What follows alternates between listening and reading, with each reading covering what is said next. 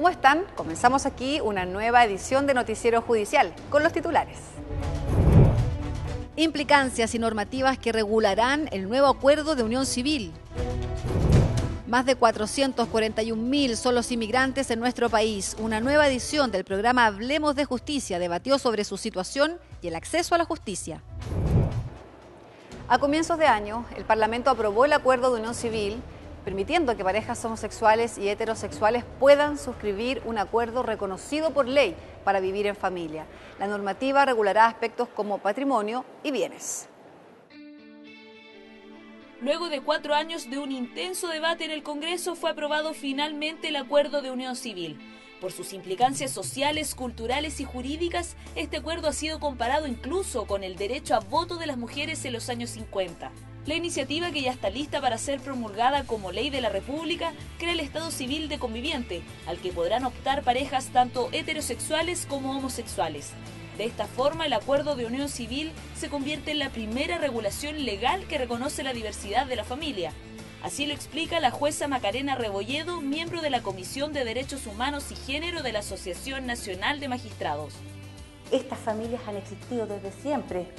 Lo que pasa es que ahora recién la ley los está recogiendo. No es que nosotros les estemos dando la calidad de familia, son familias. Nosotros solamente lo que estamos haciendo ahora es cumplir la labor que le corresponde al derecho y al derecho civil, que es regular estas relaciones cuando no se pueden regular por sí mismas y pueden afectarlos a las partes.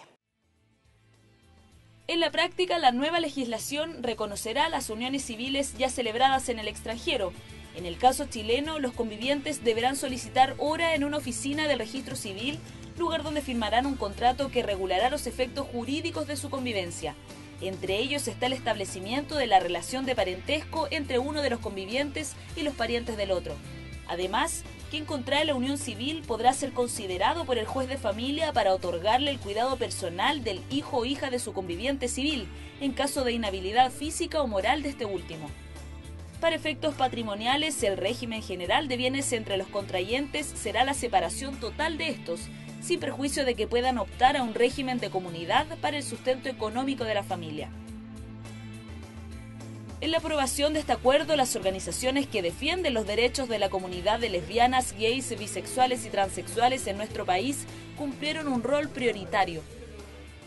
Tiene una implicancia muy profunda si tomamos en cuenta que en Chile hay 2 millones de personas que conviven. La mayoría de esas convivencias son de parejas heterosexuales. Y en segundo lugar, para nosotros es particularmente importante porque es la primera regulación legal que reconoce a nuestras familias, las familias homoparentales. Según los principales actores de este cambio cultural, aún quedan aspectos que atender, como por ejemplo el tema de la filiación. Por ahora se espera que la primera unión civil se celebre en septiembre próximo, unos 6 meses después de la promulgación de la ley. Es frecuente escuchar que alguien fue víctima de una calumnia o una injuria, pero ¿realmente sabemos cuál es la diferencia entre ellas? Para conocer más de estos conceptos, presentamos la cápsula educativa. Las calumnias e injurias están normadas en el Código Penal, en los párrafos 6, 7 y 8 del título octavo. Crímenes y simples delitos contra las personas. Son delitos contra el honor y régimen de prensa. Desde el artículo 412 al 415 se refiere a la calumnia, definida como la imputación de un delito determinado pero falso y que pueda actualmente perseguirse de oficio. El castigo dependerá si fueron hechas por escrito y con publicidad o no, o si se imputó un crimen o un simple delito. Según el caso, pueden ser sancionadas con penas de reclusión menor en su grado medio a mínimo y multas entre 6 y 20 unidades tributarias mensuales. La sentencia, si el ofendido lo pide, se publicará por una vez a costa del calumniante en los periódicos que aquel designare, no excediendo de 3. Las injurias dispuestas en el mismo código desde el artículo 416 al 420 se definen como toda expresión proferida o acción ejecutada en deshonra, descrédito o menosprecio de otra persona. Se consideran graves cuando afectan el estado, dignidad y circunstancias del ofendido, considerando posición del ofensor. El Código Penal también distingue injurias leves y livianas. Su castigo, al igual que las calumnias, varía si fueron por escrito y con publicidad o no. y tienen sanciones desde penas de reclusión menor en sus grados mínimos a medios y multas que también varían desde las 6 a las 20 UTM. En las injurias no se admiten pruebas sobre verdad de acusaciones salvo respecto de imputaciones a empleados públicos sobre hechos concernientes a su cargo. Desde la perspectiva procesal penal, tanto las injurias como las calumnias son de acción penal privada, es decir, solo pueden ser ejercidas por la víctima a través de una querella que se presenta ante el juez de garantía competente. Según cifras del Departamento de Extranjería y Migración del Ministerio del Interior, los extranjeros con situación regular en Chile ascienden a 441.000.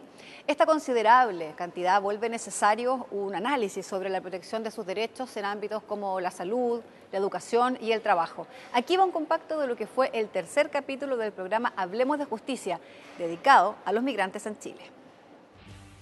En un nuevo programa, Hablemos de Justicia, se abordó el tema de los migrantes en Chile desde una perspectiva académica, judicial y social.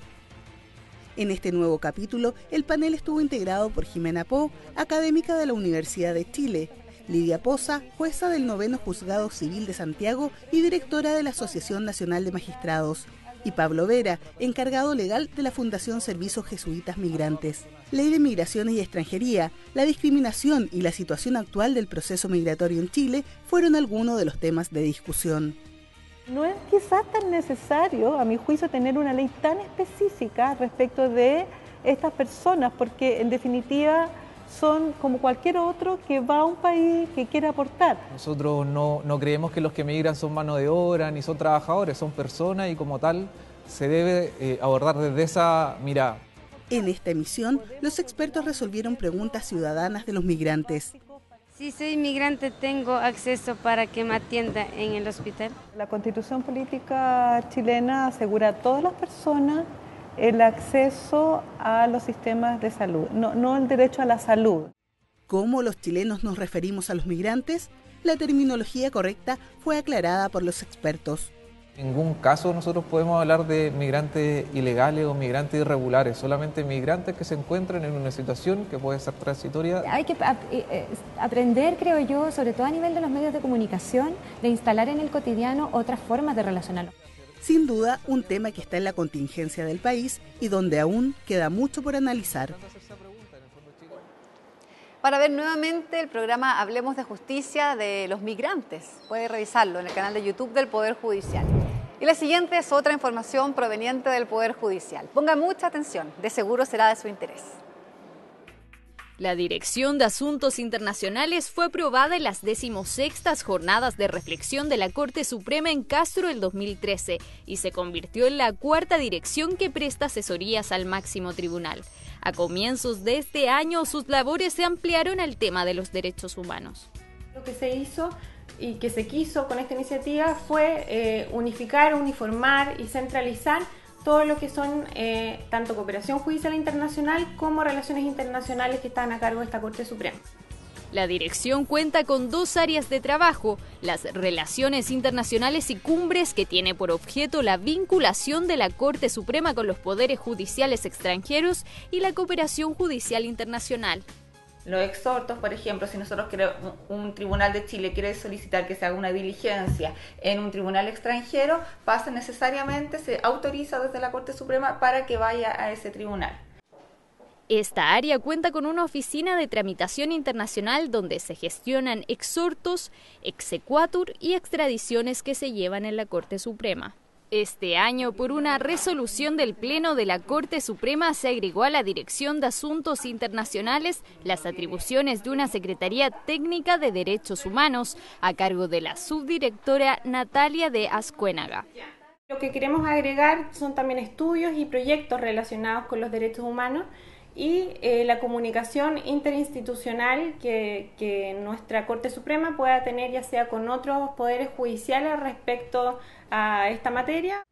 Los nuevos proyectos relativos a las nuevas atribuciones son la creación de una base de datos con las causas de derechos humanos que se tramitan en el extranjero, difusión de protocolos internacionales, investigación, asesoría técnica y estudios sobre derechos humanos. Para revisar más informaciones provenientes del Poder Judicial, aquí está nuestro bloque de contingencia. La Corte de Apelaciones de Santiago condenó al Servicio de Salud Metropolitano Norte a pagar una indemnización de 60 millones de pesos a los hijos de María Elena Aguilar Alvear, quien murió por complicaciones en el parto el 3 de febrero de 2000 en el Hospital San José. La primera sala del Tribunal de Alzada, por una decisión unánime, revocó el fallo del 26 Juzgado Civil de Santiago y concedió la indemnización a los hijos de la víctima. El Tribunal del Juicio Oral en lo Penal de Iquique condenó a 5 años y un día de reclusión mayor a la ciudadana dominicana Clara Corporán y a los hermanos Ariel y Cristian Carpo Mamani. Los imputados fueron condenados por el delito de tráfico de migrantes ocurridos en el año 2013. El Juzgado de Garantía de Temuco acogió un recurso de amparo presentado por los abogados de la Defensoría Regional de la Araucanía en favor de 4 internos que cumplen condena en la cárcel de Pitrufquén. El recurso presentado tenía por objetivo que el tribunal determinara las lesiones que sufrieron los internos y verificar su estado de salud. Y con esto finalizamos este capítulo de Noticiero Judicial. Por supuesto, la invitación es para que nos reencontremos en una próxima oportunidad y a que nos sigan en las plataformas del Poder Judicial.